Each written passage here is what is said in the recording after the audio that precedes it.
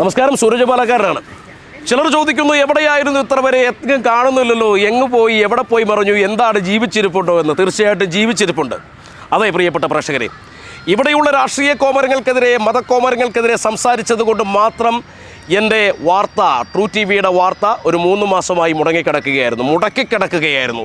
കാരണം കേസുകൾ അനവധി ഇങ്ങനെ വന്നുകൊണ്ടിരിക്കുന്നു. നീ വാ തുറക്കരുത്, നീ വാ തുറക്കാൻ അർഹനല്ല, നീ വാ തുറന്നാൽ നിന്നെ ഇവിടെ ജീവിക്കാൻ അനുവദിക്കില്ല, നിൻ്റെ സ്ഥാപന ജംഗമ വസ്തുക്കളെല്ലാം ഞങ്ങൾ കെട്ടുകെട്ടിയിരിക്കും, നിന്നെ മൂലക്കിരുത്തിയിരിക്കും. ഭീഷണിയാണ്. അവസാനം വന്ന കേസ് പ്രിയപ്പെട്ട പ്രേക്ഷകർ അറിഞ്ഞു കാണുമായിരിക്കാം.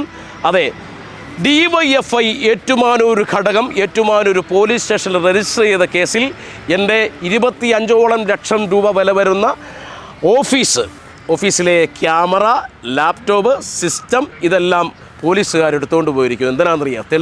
തെളിവെടുപ്പ് എന്തിനാണെന്ന് നിങ്ങൾ ചോദിക്കും. കയ്യിലിരിപ്പല്ലേ എന്ന് നിങ്ങൾ ചോദിച്ചേക്കാം. തീർച്ചയായിട്ടും സൂരജ് പാലക്കാരൻ്റെ കയ്യിലിരിപ്പ് ഇതൊക്കെയാണ്.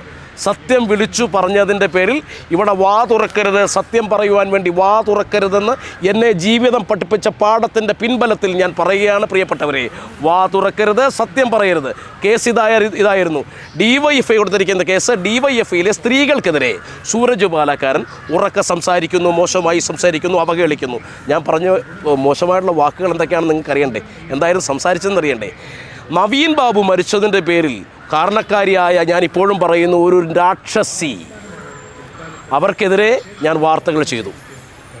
PP ദേവിക്കെതിരെ സൂരജ് പാലക്കാരൻ വാർത്തകൾ ചെയ്തു. തെറ്റാണ്, പാടില്ല. PP ദേവി എന്ന് പറയുന്ന ആസ്ഥാന ഈ രാക്ഷസിയെക്കുറിച്ച് ഞാൻ വാർത്തകൾ ചെയ്യാൻ പാടില്ലായിരുന്നു. അടുത്ത വാർത്ത എന്ന് പറയുന്നത്, തിരുവനന്തപുരത്ത് ഒരു സാധുവായ KSRTC ഡ്രൈവർ യദു എന്ന് പറയുന്ന ഡ്രൈവറെ പിരിച്ചുവിട്ടു. അതിനെതിരെ കാരണക്കാരിയായ ആര്യ രാജൻ, തിരുവനന്തപുരം മുൻ മേയർ ആര്യ രാജേന്ദ്രനെതിരെ സൂരജ് പാലക്കാരൻ വാർത്ത ചെയ്തു. തെറ്റാണ്, തെറ്റായിപ്പോയി, വളരെ തെറ്റാണ്. അതെ, സത്യം വിളിച്ചു പറയരുത്.